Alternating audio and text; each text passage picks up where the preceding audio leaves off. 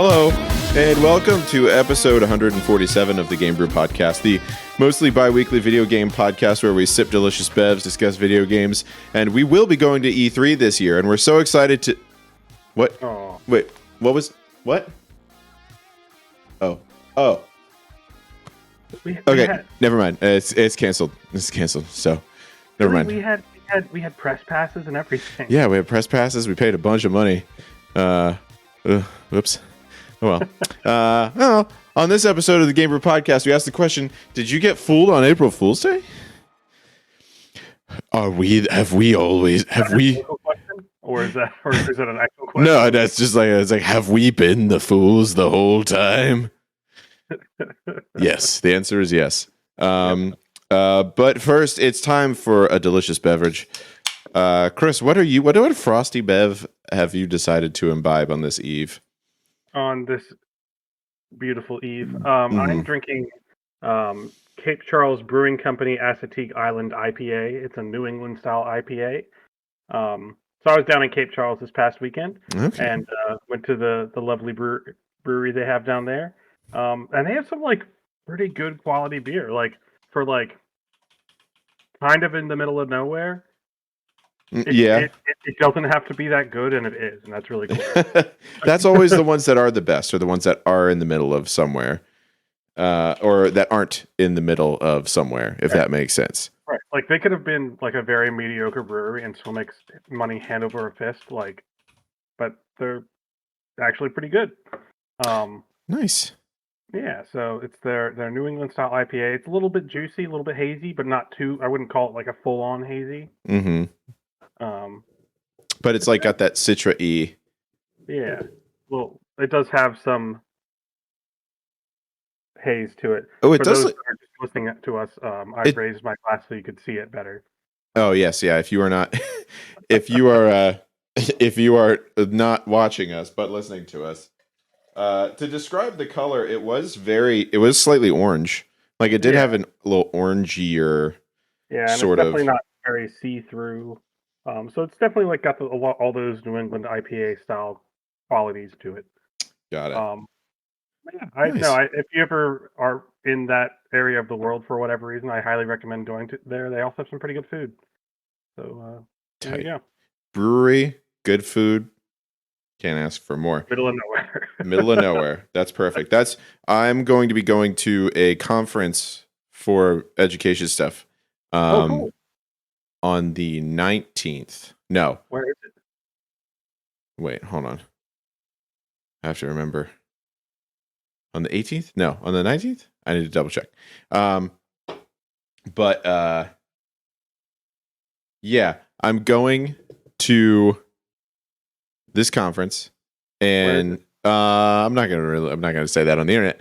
But it's up like towards the Poconos, but there is a like a little brewery / restaurant thing that's there. And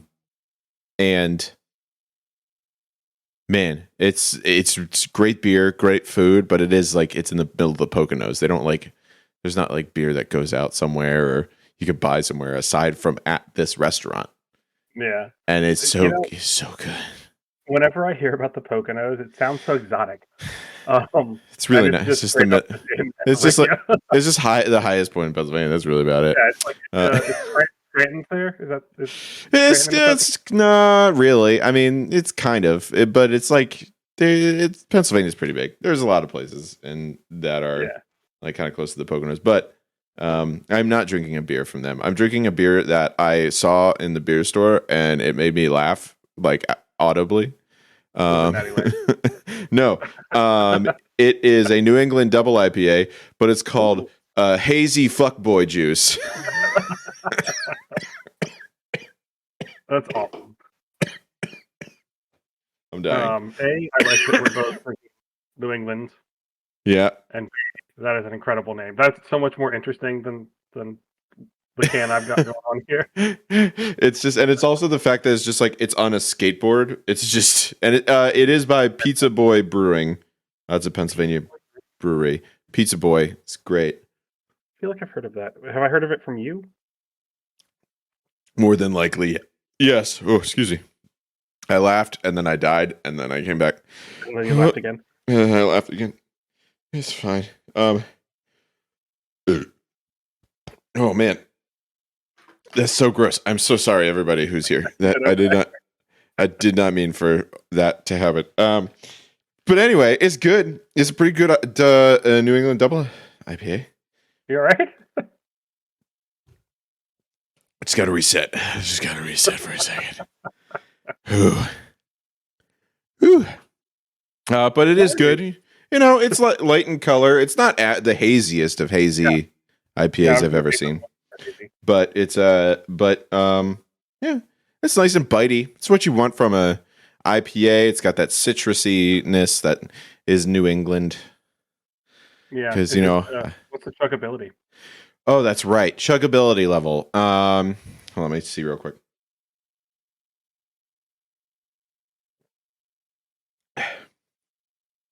I would say it's moderately chuggable. Mm-hmm. Like, not you could do it. You could chug it. One could. One could chug it. I wouldn't recommend it because it does have a little bit of bite on the back end. Like as you're drinking it, it tends to kind of it like lingers a little bit. So the aftertaste isn't really good. If you chugged it, you would not feel good, I don't think. So as you feel right now. Yeah.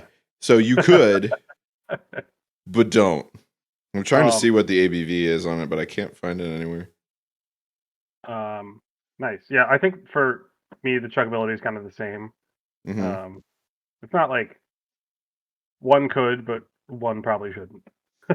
You could. That's the like defining limit is like a moderately chuggable beer has two different meanings where it could be either that it would be difficult to chug, therefore it is moderately chuggable, like you want to, but it's difficult physically, like a very thick, like stout, or like one of those like milkshake beers that were popular last year.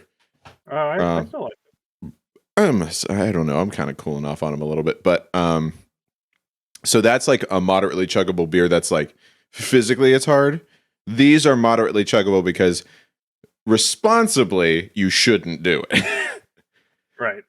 But like, you know, your Bud Lights of the world, extremely chuggable, but not necessarily. Like Natty Boh, chuggable and delicious. Yeah, highly chuggable, but delicious. Natty Light, also highly chuggable, not in a positive way, but it does have a very high chuggability level. This is this scale is wild, guys. It has so many different meanings. So much depth to it.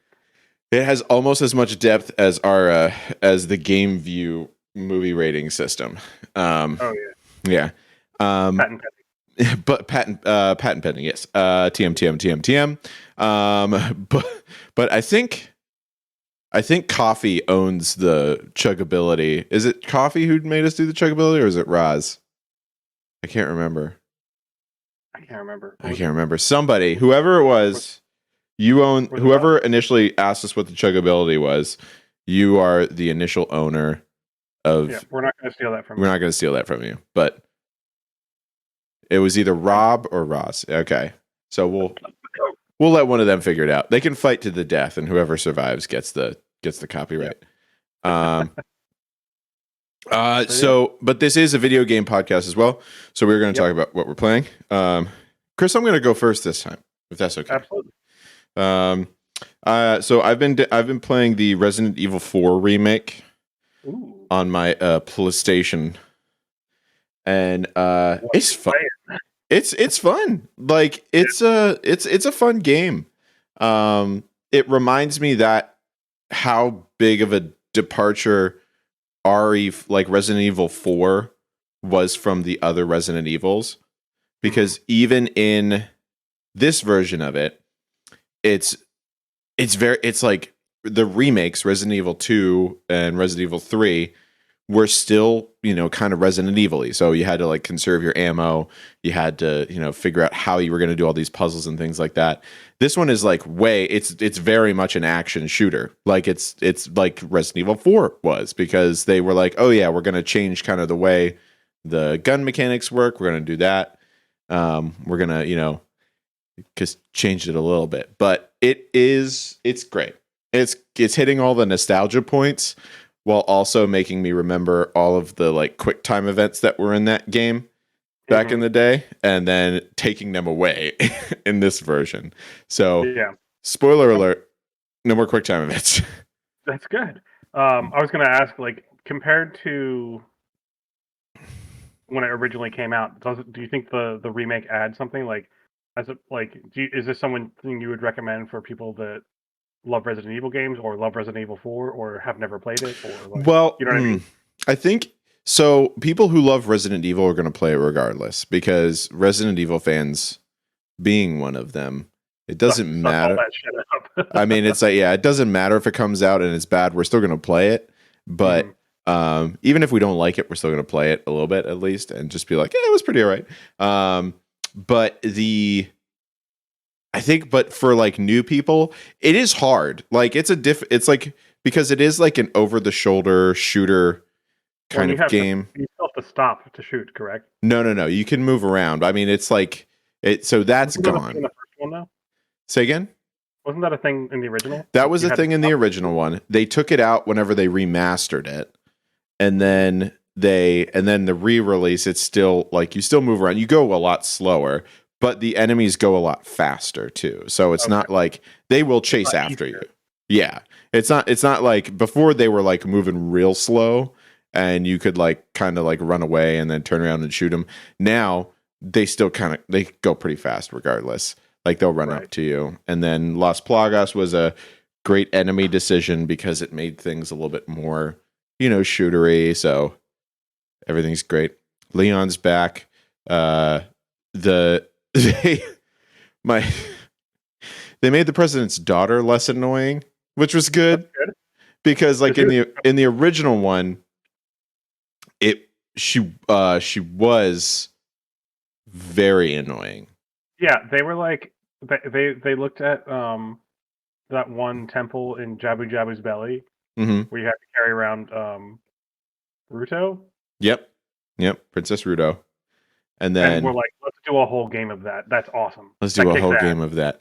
But so they kind of made her slightly less annoying in that she doesn't. In the original one, she had her own health bar, so you had to use like healing stuff on you or on her, which is brutal. Or if it was the spray, you could do it on both. And this, it's more of a like they can hit, like she could get injured, and then if she's injured, if she takes another hit, she dies. But mainly the bad guys are trying to kidnap her, so it's more of the like they pick her up and try and like leave with her, so you have to shoot them before they do that. But all the familiar enemies are back. The Las Plagas villagers, the Las Plagas cultists, giant bug people. And to remind people, Las Plagas is in Eastern Europe. It's Spain somewhere. I think, or is it Spain? I could be wrong. They say it in the very beginning, and then you forget immediately because it's a fake village in the middle of nowhere. Who gives a shit? Europe. Plagas origins. We're developed. Let's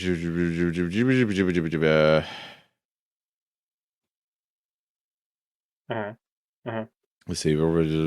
Spanish.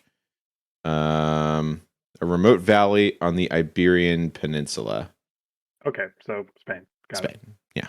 So Spain. Las Plagas, meaning the plague. That makes sense.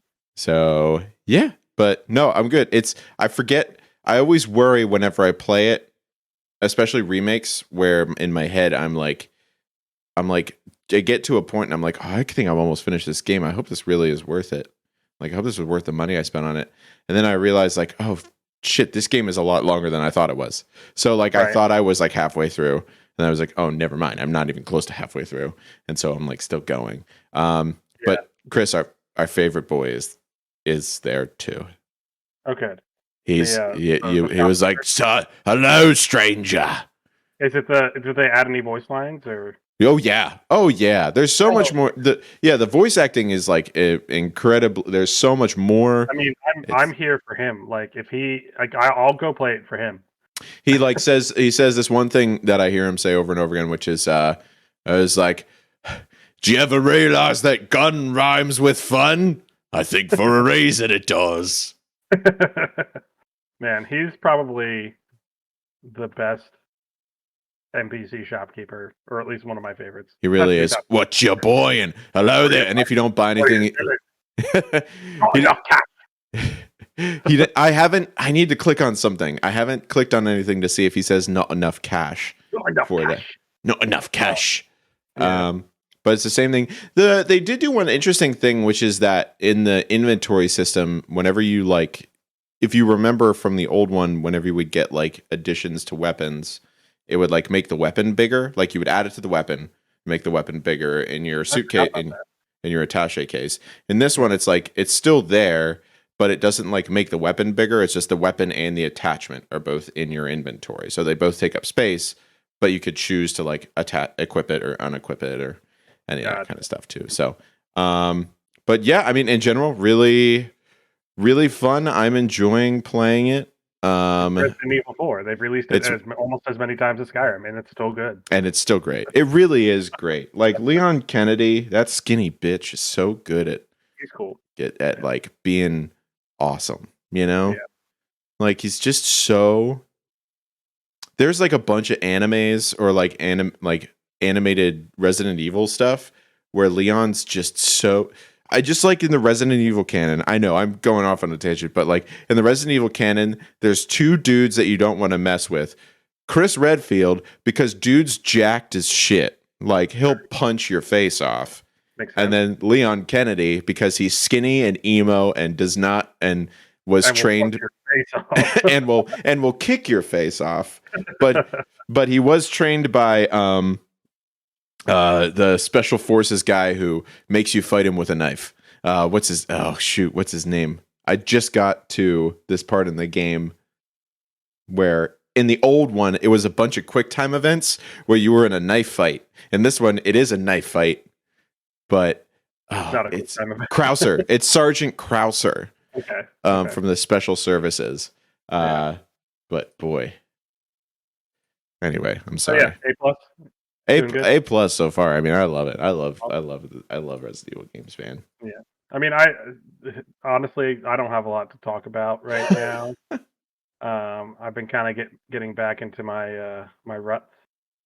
So Hearts of Iron and Victoria 3. Victoria 3 has some updated stuff. So like when Victoria 3 first came out a couple months ago, it was very like the economy stuff was super polished, but like everything else kind of sucked a little bit. Like it worked, but it wasn't great. And they're kind of improving some stuff now and like just making things a little bit more clear, which is super nice in those games because a lot of it's not clear. So gotcha. Yeah. So unfortunately, I haven't been nothing too crazy. Yeah. Well, what we can talk about is we did spend a little bit of time with the Diablo 4 beta, you and I. You and I. Yeah, no, it was I really liked it. I did because one of the things that I think we talked about in the past with Diablo 3 was that it was very arcadey, right? Yep. And yeah. Did you feel like Diablo 4 got away from that, or do you think it stayed kind of the same? What were your thoughts? Because we haven't really talked about this with each other. It felt a little bit less arcadey. Yeah. And I think that's good. Like obviously you're still killing lots of things, but like there were times that I actually felt threatened. Like it was very rare in Diablo 3, unless I cranked the difficulty way up. Oh yeah. That I felt threatened, and like with Diablo 3 especially, if like you cranked it up that high, it was either super easy or you would die instantly. Yeah. And there was no like in between. No like mid ground. Yeah. Yeah. I know. I played a little bit without you on the difficulty that was higher, and that was hard. Like it was difficult to do by yourself. I think the class you were playing was a lot harder than the Oh one. yeah, barbarian's very difficult to do on Yeah. like because it is very like you're all up in there. Um, Yeah. but but yeah, I mean, I think the multiplayer worked pretty good. Just It did have some like weird. hardware difficulties, I think. Oh yeah, thing was Like loading optimized. into new areas, like it would like chug really hard for a second. And It used so many resources on my system. I Like I was think, reading that there was a memory leak. yeah, because there's like I think we kept having a problem when we were playing it where my like graphics would start fuzzing out and it would crash on me, and then I'd have to come back because it was just eating up my RAM. I have 32 gigs of RAM, so I mean it's like Like not that's pretty good. yeah, it should be pretty good. I Yeah. have a 2060 and an i9 processor. I'm like, it's not supposed to. It shouldn't really do that. Yeah. But it did. It was yeah, it wasn't optimized great. But that tends to be. Have you noticed this in like games? Say again. They'll fix it. They'll fix it. They'll fix it in post. But the like we used to whenever we used to edit the podcast. Like, oh, I'll fix it when we edit the podcast. Yeah. Now I don't do that at all. I just cut it and put it out. The it's so easy.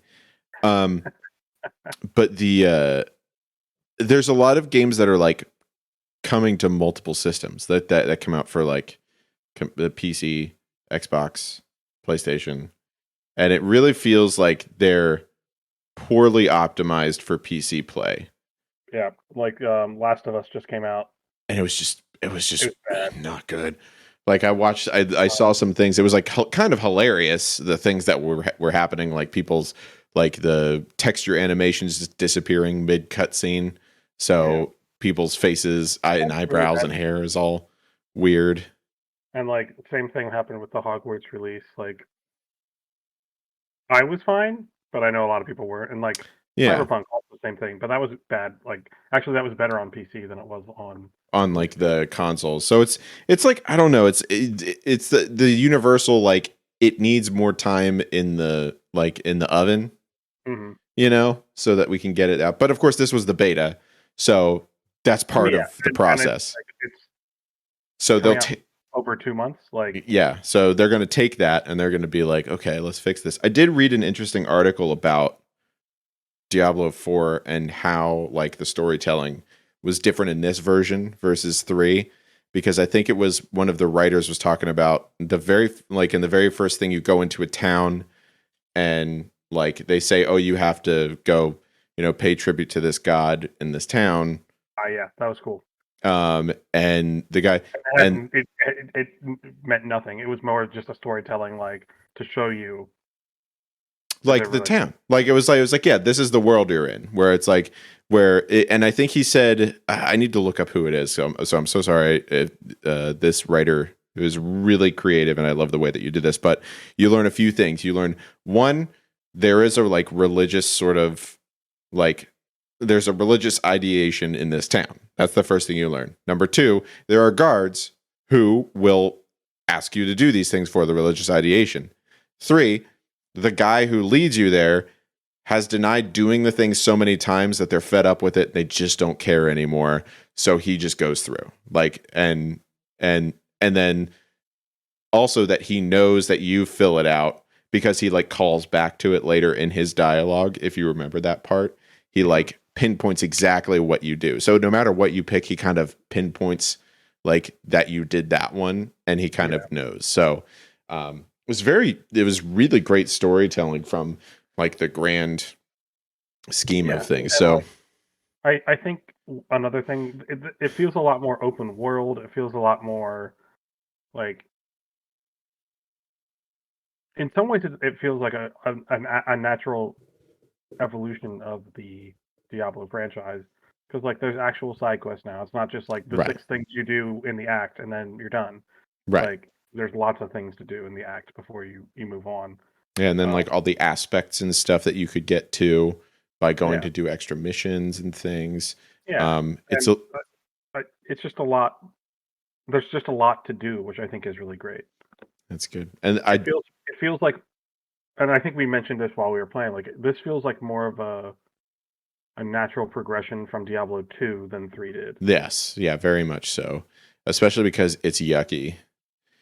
It's very yucky and like Oh, it's very disturbing. like We it's like gothic horror, like Dracula style horror, not like like Dracula. There's also a little bit of eldritch horror in there too. Like yeah. we went into that one dungeon that had tentacle stuff in it Oh yeah. and like little blood veins and things all over the place, and I was like, no, thank you. And I was like, I'll this is take rad. I'll take spiders. Like This is like give me Warhammer Circle give me stuff. rats in the basement. Give me like spider cave from Baldur's Gate Dark Alliance, but do not give me weird gross tentacles. Yeah. Is yucky. You draw the line at tentacles. I draw the line at tentacles. Some people draw that line and choose to go over it. I choose that line and stay The away. entire country of Japan. Well, it's not generalized. I'm sure there are people in Japan who don't. But yeah, I mean that's about it for that. So, do you think you're gonna buy it? I don't know because I think we'll have to wait till June because because there are two cruxes. Number one, how many people do I know who are going to play it? Because it's definitely a game that is like whenever we played Diablo 3, it was like you, me, Ian, and Will constantly. It was awesome. And it was fun. By myself, I don't know if I'd have as much fun playing that. Sure. So yeah, I mean the same thing with like Borderlands. Yeah, it's like because I did get the Borderlands, the Tina's. I haven't done that one. Tiny Tina's the DLC or the standalone. No, the standalone game, Wonderlands, I think it was called. But I got that, and it was fine by myself. Like, it was a great game, but it's better with other people. Yeah, I mean most things are. Yeah, that is true. That is true. Yeah, I'm kind of on the fence because like on the one hand, Blizzard. I know it's the Blizzard of it all, but it's always. But on the other hand, Diablo. It is Diablo, and it's like there are a lot of people who work really hard on these games to put them out. So it's like, yeah. So and like historically, like I mean, Diablo 2 was one of my favorite games of all time. True. I played the shit out of that game in middle school. It's a great game. It's a great game. But we are going to end the podcast there. April Fools, ha ha ha, just kidding. No, we're gonna talk about some things that happened. Today is April 2nd. Yeah. Yesterday was April Fools, and as is tradition now, video game companies like to be little saucy buttholes and do like things where you can't tell whether or not it's real. Well, and also like there's like people that do it on Reddit too, and that all over the place. There's like things that keep getting released where I'm just like, wait a minute. And then there are things that get released as a joke but are actual real things. I'm going to start with my favorite, which is the Sonic is dead. Yeah. So I saw that and I was like, huh, that's a weird choice. And then I didn't really think about it that much, and I was like, well, it looks really real, and it is. It is. It's a real game. It's called Murder Mystery, like kind of like Myst style, I think. Yeah, it is. Here I can show. I can show the trailer for this on here. I believe I can do that. So I'm going to do that. This game is free. Also. It is free. Yes. Here we go. I'm gonna do this. We're gonna do. I don't care about you, Mr. Beast. You get out of here. Sonic is dead. I can't spell, but this is here we go.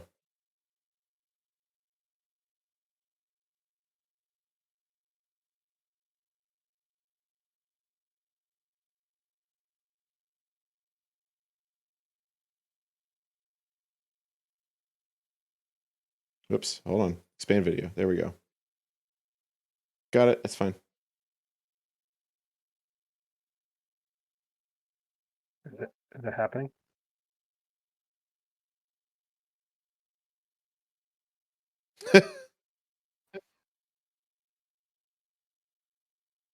So you can see that. So you can see that is it's basically a murder mystery game. Hold on, putting everybody back. Lost Chris. Can you see me, Chris? Hi. Yeah, I can see you. I was trying to load the activity, but now it's not working. So Oh, no, it's not working. I'm so sorry, but that's regardless. It's done now. Leave activity. So the basically it's a murder mystery game in the I think it's like in the vein of like Danganronpa and like other visual novel mystery things. But with all the Sonic people, I follow on Twitter one of the like graphic artists who worked on it, and she was like, we've been keeping it secret for like a year that we were doing this. Like I've been working on this for a year, and we released on April 1st because it's so freaking funny. It looks awesome. I can't wait to play it. Yeah, it's gonna. Yeah, Allison, if you will probably love this, I'm sure. Yeah, I'm sure Katie will too. So yeah, that's great. That was one of my favorite ones because it's also like it's funny, like it's a funny thing that they did, and also it's using the dead Brian thing from the images of Sonic Dead is the same like when Brian falls down the stairs and is dead at the bottom of the stairs, and Stewie comes, he's like Brian, but that's like this the same positioning. Yeah. But that is real. It's just a real thing. It's so fun. So when KFC did that, KFC's done some stuff too. Like I think they did like the KF console. They did that. That was a real thing. Did the dating sim come out on April 1st? I don't know if it came out on April 1st, but it was like pretty good. It was pretty good. That was a good one too. It needed to be.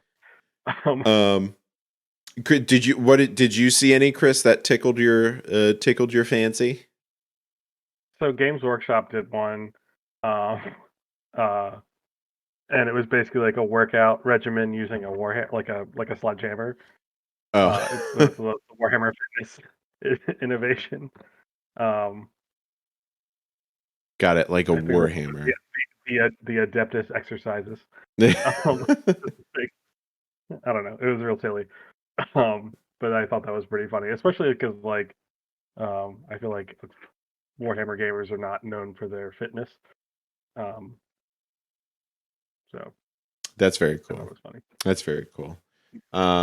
Well, while you're getting fit, you can also look good too, because Razer decided they would release the Razer Razor, which is finally. It doubles. It's a theoretical razor that doubles as a shaving tool as well as a high quality gaming mouse. So you could do that. Oh, it's a gaming mouse. Awesome. It's a gaming mouse and a shaving. Are they actually coming out with that? No, I don't think so. You could. It says you can sign up to be a beta tester on their website, but I don't know. It has Razer Hyper Sharp technology. Razer has come out with stuff, I feel like, that they've joked about, but then they came out with it. I think. Let's see here. If we go through so we've got they say feel sharp, play sharp. Things can get hairy when you're on a bad losing streak. Thankfully, we've got the solution that'll shave the day. Put on your best game face with the Razer Razor, the world's first shaving mouse powered by Razer Chroma, RGB. Designed for an ultra clean shave that brings out your A game. Deck out your setup with cutting edge hardware that matches your newfound confidence to win a full suite of Razer gear simply by signing up to be a beta tester for the Razer Razor. I think, honestly, I don't think it's real, but you could sign up to win some stuff. So if you go to Razer's website, you could do that. But apparently it has Razer Hyper Sharp technology, armed with a series of 1,337. The gamer number, elite. Ultra sharp microblades. The mouse provides a close shave that's incredibly gentle and sensitive skin, removing all barriers between you and your gameplay. Chris, do you feel your beard is a barrier between you and your gameplay? No, I think hi, Pip. My gameplay. Hi, Pip. Pip, hi. Hello. Hi, Pip. Pip, hang out because we're going to talk about the D&D movie a little bit later. But first, we're going through First, we're going to go through some fake news before we get to real news. More fake news. There was the Power Wash Survivors. Yep. I guess the Power Wash version of Vampire Survivors. Yep, that they said, oh yeah, we're going to be coming out with this soon. It was just gnomes coming after you and dirt and cats. Awesome. Nintendo did a Nintendo Direct where they said that they would be adding the voice actors from the Super Mario Brothers movie to some of the other like Mario games. So they would retroactively add the Super Mario movie actors into other games, like Chris Pratt. Yep. And and they use like sound clips from things like Charlie Day's stuff from Always Sunny with some of the clips that they were using. So a lot of it was pretty funny.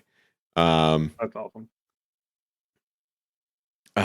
There was a few things with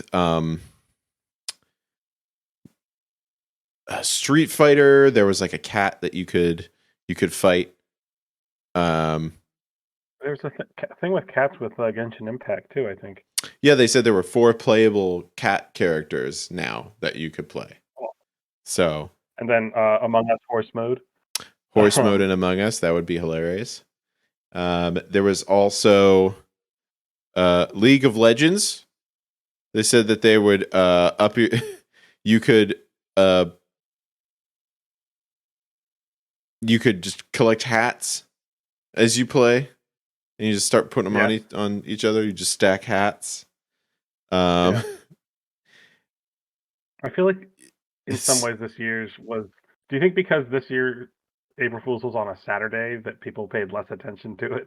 I think so too, because we were all... Allison's here for kitty characters. Me too, honestly. That reminds me, I need to finish Stray. I never finished that game. But yeah, because whenever you're at work, I'm like trying to ignore all the work by going on Twitter or, seeing what's going on. But since it was yesterday and there was a crazy lightning storm that went through here. Oh, really? Yeah, we didn't have that down where I'm at. But I also felt like there was some good ones online too. Like I saw someone made a post about like a new expansion for The Witcher 3. And it was like a well done like screenshot of or something, like the art for the packaging for it. Nice. And, it looked really good. It looked really, really realistic, and then I was like, there's no way that's happening. They already said they're done with that. Like they're not gonna do it again. But yeah, it's always interesting going on the internet for April Fool's Day. Yeah, it's fun. I do. I like there's just like little things that people do. There were a bunch of things that Overwatch did. Like they had like a game mode where everyone had googly eyes. It made all the characters have weird movement things that happened to them, and it changed. And I think this may have been just a video, but they were saying in the patch notes they were going to change, like the heroes like voice cues whenever they did their ultimates. And McCree's, remember McCree's was like, "It's high noon." Instead, Matt Mercer went, "It's 4:46. It's 3:57." What is McCree's name? I know they renamed him. Oh, I don't know. Hold on. McCree. Don't worry about it. New name. No, we have the internet. I'm going to use it. Cole Cassidy is the name he goes by. So his name is Cassidy. Unfortunate that I don't like it as much because he's still McCree to me, but yeah. Well, I do have. I told you about the D&D campaign I'm doing, right? Oh no! Did you? No, it's the ones where they play like it's kind of like the Jumanji. Yeah, they got Jumanji. They had their first. They had their first session a couple weeks ago. So, nice. They got in there, and one of the characters is a Tabaxi gunslinger. So he's basically dressed like an old Western like sheriff character, He has an eye patch, and his name is Jack Quick Paul Halloran. That's awesome. Yeah. Oh, Pip they just finished their first official D&D campaign. Congratulations. Oh yeah. Did you all She plays with Ian? Ian, right? Did you all survive? Is the first question I have, and the second question is, are you happy about it? Did you have fun? Did you have fun? I guess that's a question. I just everyone always has fun. Ian a good DM? Yes. The answer is yes to all of those things. Let's see. What else did we have? There was something. Speaking of D&D. Yeah, so there was fake news. Shovel Knight can cameo at your next event. Baldur's Gate 3 lets you play as cheese. That was a thing. Not really though. HyperX Cloud release. Yeah. HyperX Cloud 20 has a headset that'll keep you hydrated by spraying water in your face. None of that is real. But that's all April Fool's news. But real news, E3 is canceled. Sure is. That I thought was going to be like fake news, but it's real news. Didn't PAX wasn't PAX going to run it? Probably. Or like Penny Arcade? Probably. And then, but doesn't matter anymore. To change it up. I guess they still have PAX. Doesn't really matter. Oh, Pip says, yes, it was a little scary, but there we actually had fun. So we all went and watched the movie together yesterday. Okay, we're going to talk about that in a little bit too. But first, we're going to talk about E3 being canceled because called it BT dubs. Yeah, I'm not surprised at all, honestly. Like, it's just everyone's doing their own thing now. So, what? It's a shame. I mean, E3 was such a good thing. It was, but we don't need it anymore. That like with the internet and like all these other like after the pandemic, everyone figured out, oh hey, we could do our own concert, our own things. Blackjack and hookers, yeah. Was E3 where that person broke their tailbone in the ball pit last year? That was TwitchCon. That was TwitchCon. Different thing. It was at the Lenovo booth, I believe. Nice, very good. The Lenovo Legion. But yeah, they didn't get enough people to be involved to be able to spend the money. Well, and like a bunch of people bailed. Like, yeah, I mean, it's unfortunate. Like, really, like I guess the main thing for conferences now is for outreach and sharing with the public and less like industry. Because it's either you do GDC, which that's a whole thing right now. Jesus. Yeah. You heard about that, right? Oh God, yeah. I mean, so toxic. Everything about everything involving. So for everyone listening, at GDC, people were female conference goers were talking about they had to be very careful / were basically roofied, I think. Roofied, yeah. And it's been happening for years. It's been happening for years. And it is only getting talked about now, which is unfortunate. God, stupid. The industry is so broken. Be better. Just be better. Do what you're doing. God damn it. Quote Mr. Steve. Yeah. Do what you're doing. Whatever you're doing, stop doing that and do it better instead. Yeah. But there was another thing that was real. The Dungeons and Dragons movie came out. And no, I'm not talking about the one from 2006 with Jeremy Irons in it and unfinished CGI effects. Also, Marlon Wayans was in it. I'm talking about the brand. What? Of the Marlon Wayans of the Wayans? Yeah. So if you look up if you look at Dungeons and Dragons, I'm pretty sure I saw that movie. Dungeons and Dragons 2002. 2000. Not to be confused with Dracula 2000. No, different movie. Starring Justin Whalen, Jeremy Irons, Bruce Marlon Payne, Wayans. not to be confused with Bruce Wayne. Yes, different guy. Terrible movie. I totally remember watching it. So bad. This movie is far better. Dungeons and Dragons: Honor Among Thieves came out on Friday. I went to go see it.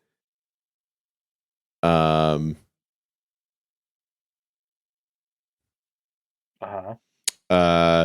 Pip says I was okay with it having comedy, but they should have gone either full comedy or full serious. The old movie, yes, the old movie, they went too serious. The jokes were bad because it was a terrible movie, but also it was like too serious.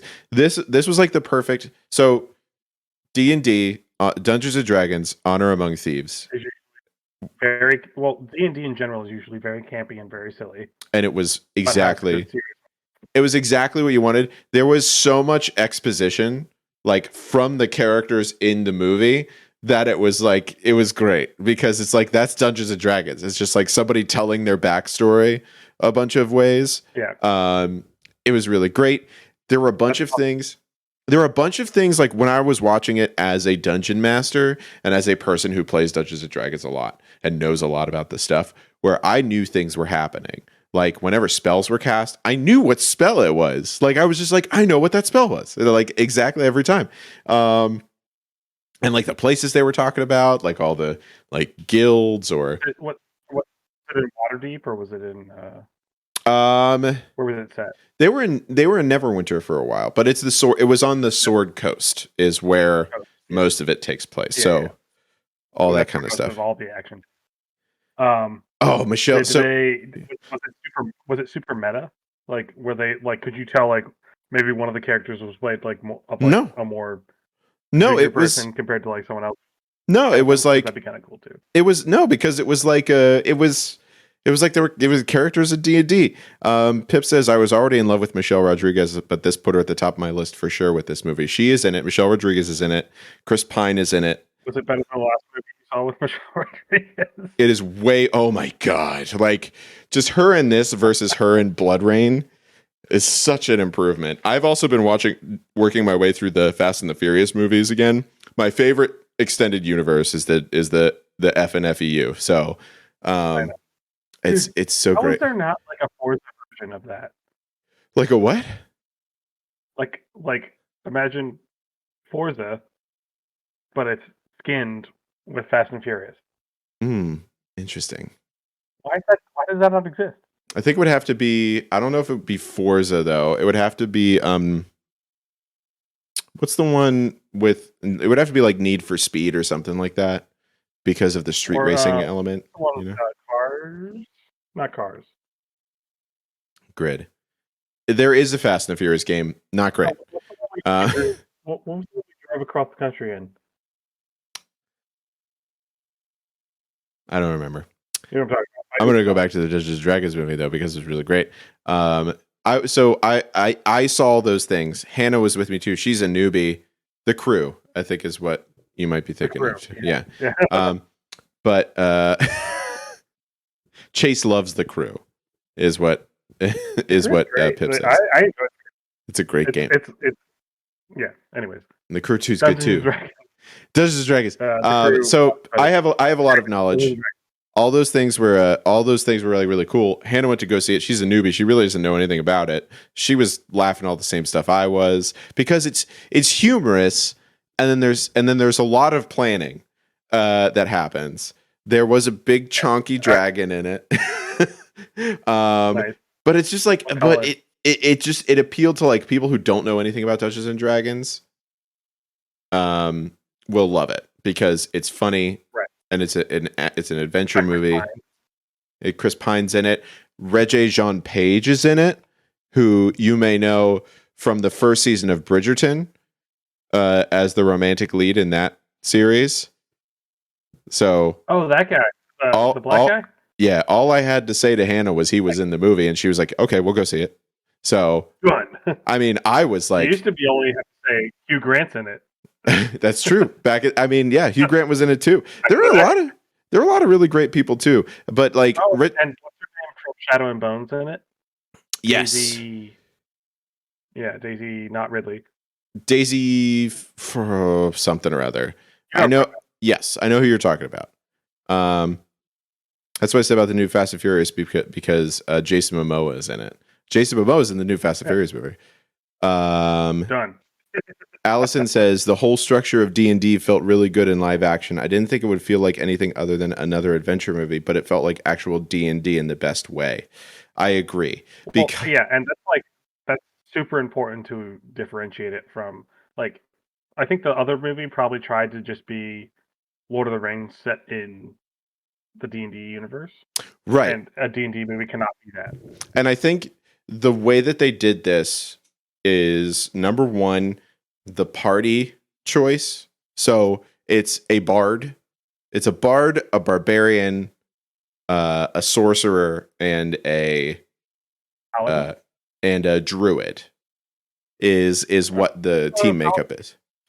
Well, Reggie John Page is a paladin. He's there for a little bit, but he's kind of more like an NPC character. He's like not to give too many spoilers, but like he's there. He's not a main character in it, but he's there for a good part of the party. He's not part of the party. He was like in like a little. It would be if you were playing. He's a NPC. Yes, exactly. And he plays a paladin, and he exactly the way you're supposed to play a paladin. Like now, the only problem I have. Pip says I watched a fun interview with them, and Wizards of the Coast actually came in and ran a Dungeons and Dragons campaign for them. And there's a bunch of stuff too, like their backstories, like magic weapons and like spells they use, all that kind of stuff. You can look up anything from this movie, and they'll be like, "Oh yeah, there's stat blocks for each character in the movie, so you could see what their actual stats are." Warple Blade. Oh, thanks. Like, is there any like legendary like? Say what more time? Say that again. Magic items? Is there any like legendary D&D magic items that make an appearance, like a Vorpal Blade or like? Not like that, but there are some things that yes, but I don't want to tell you what they are because I don't want to give away. Well, so there's in the and like some advertisements for it. I have seen a mimic, which I don't think they should have advertised because the whole thing about a mimic is that it's supposed to be a surprise. But, well, yeah, but it's also like a thing. Again, it's part of the thing where it's like it's a monster, and there's a part where things are going to be like something like that would happen, and they're in it. Okay. There's also a bunch of Easter eggs for people who know Dungeons and Dragons. There's one point where there are like a few different teams of adventurers doing a thing, and and one of the teams was filled with adventurers, and it was all of like people who were all dressed like the characters from the original animated series, the Dungeons and Dragons. Dungeons and Dragons animated series from like the 80s. So it was like, it was very much like a bunch of regular kids get sucked into the, and they were the original voice actors. I had no idea about that, Pip. That's amazing. Oh my God. Awesome. Go see this movie. Listen, I don't want to give away. What organizations are involved?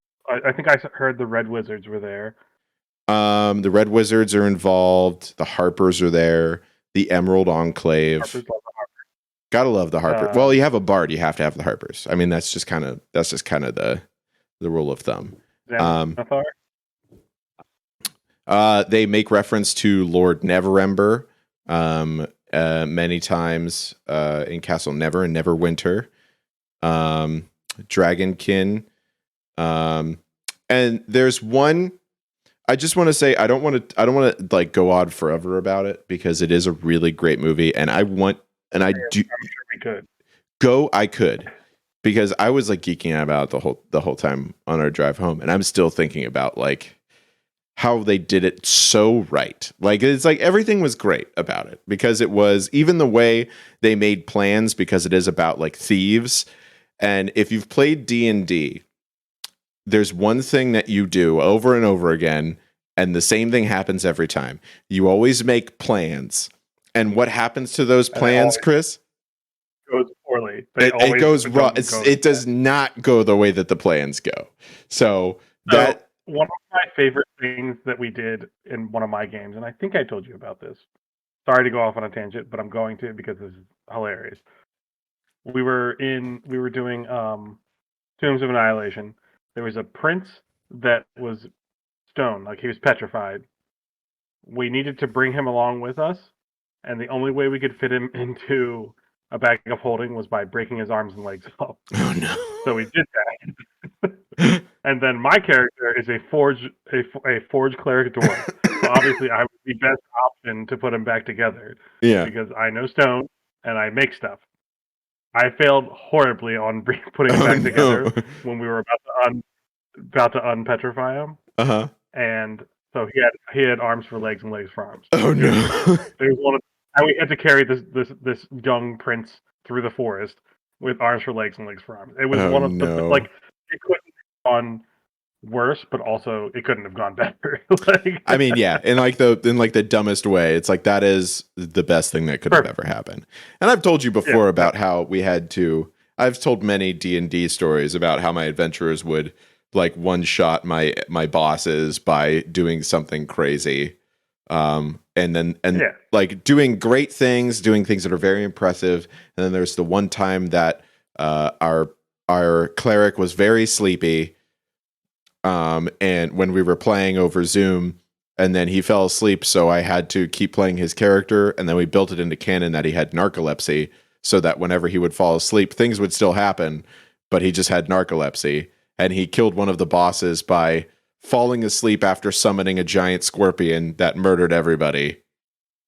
That's like I just finished the second season of Demon Slayer, and his name with the yellow. Oh yeah, I forget what his name is, but yeah, whenever he falls asleep, he passes out. He's like rad as hell. Yeah, and then he wakes up. He's like, I don't know what's going on. Oh, so great. Yeah. Man. So, hey, if you are listening to the podcast and you have a funny moment from a Dungeons and Dragons session or any sort of tabletop gaming session where something didn't go according to plan, let us know what it is. Or if you saw any cool Fools of April Fools, I forgot what it was called. Hold on. Fools of April. my brain had to do a reset today. I woke up so early. And so I texted Dan at midnight, being like, "Are we doing the podcast tomorrow?" And Dan texted me at 6:30, and when I saw it this morning, and I was like, "Why did he get up so early?" This is Palm Sunday. That's a thing that happens whenever you do music stuff. Made a sleeping. Gray made a sleeping scorpion design. I would love to see it, Gray. It is the money time for tuba players. Yeah.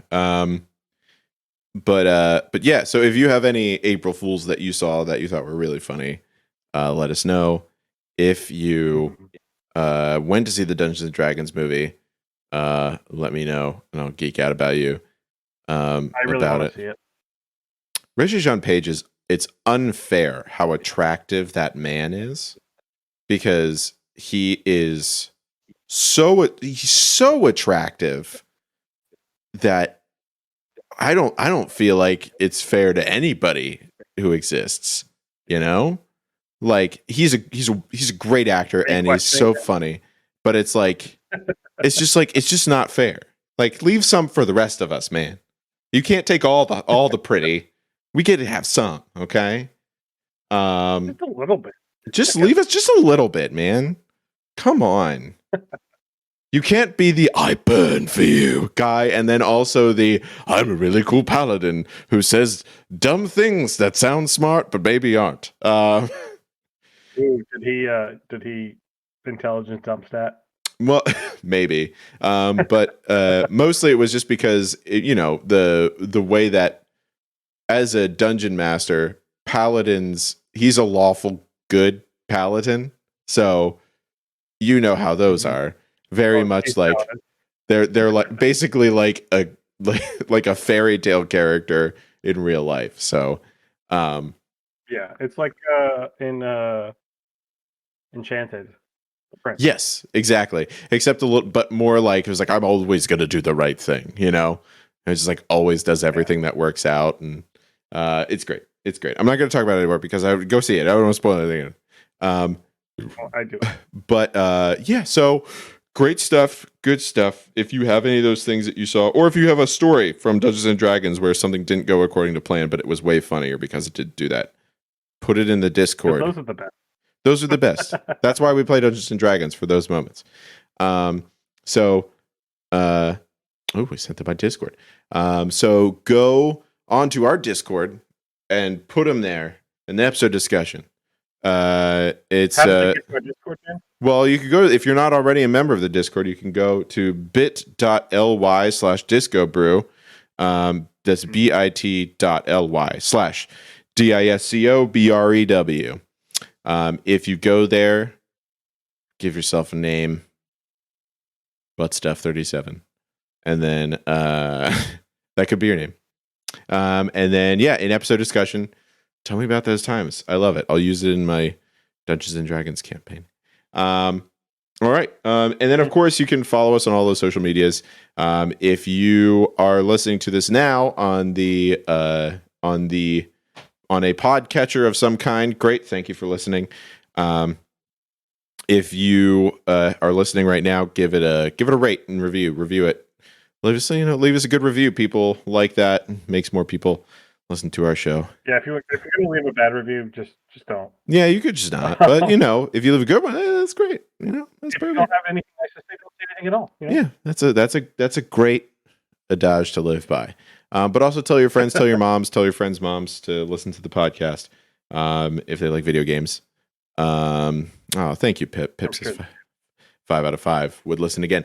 But what else? There was something else I was just thinking of. Oh, the next movie that we are going to be doing on the Game View podcast is Warcraft. Yep, it's gonna be so much better.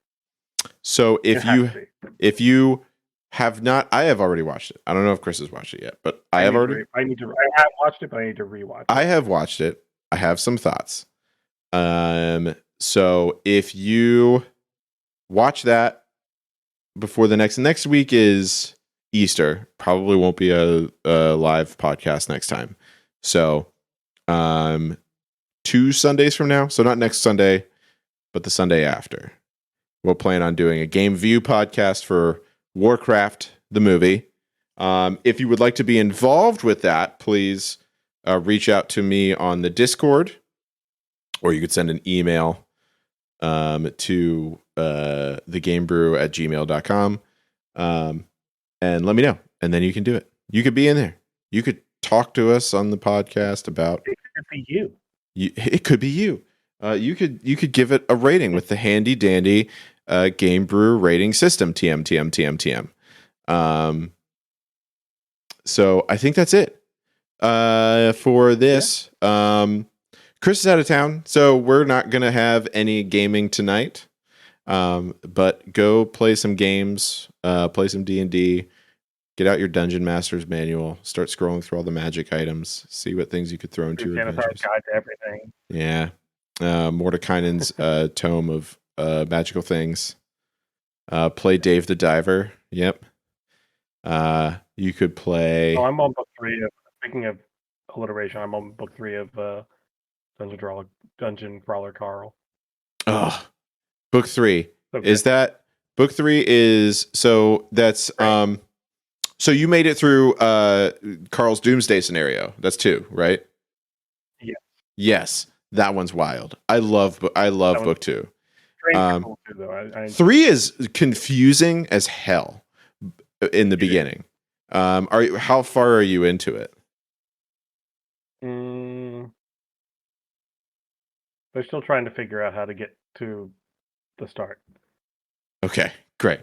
Yeah, that one's wild. If I could, I cannot recommend enough that everyone read Dungeon Crawler Carl. It is such a good book series. It has zero business being as good as it is.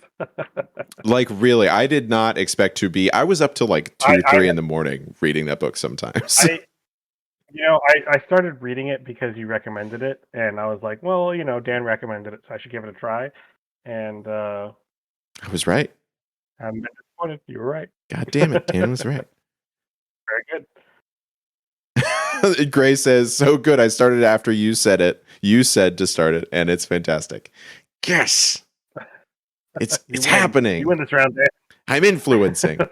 I'm influencing everyone. Pip has added it to your Audible. Is there an audiobook? I want to know who reads the audiobook. And I have two friends that I told them I was reading it. They were like, "Wait, you're reading it? Go listen to the audiobook. It's so good." Apparently, the audiobook's real good. Oh my god, there's so many more things. It's so great. Yes. Yeah. No. Apparently, the person that's doing the audiobook is very good. So. Okay, that's great because you would have to be. Yeah. The way that book is just Princess Donut is the best character. My new adventurers in D&D, the one is a necromancer by accident. Well, he's not on purpose a necromancer, but I gave it to like my most seasoned D&D person, but he never plays spellcasters. He always plays smashy things or like shooty things. So I was like, guess what? Blam! Necromancer. The very first thing he does is like, well, I'm going to ritual cast Find Familiar so I can get my familiar. As one does. So he has a half dead crow familiar that I don't remember what he named it, but it's like it's half dead face, like one of its eyeballs is hanging out. It's like but we've gone off on a tangent again. Why do we always talk about the most interesting stuff at the end? So that's it. We're going to formally end the podcast portion now by saying what we say whenever we end the podcast, which is good night.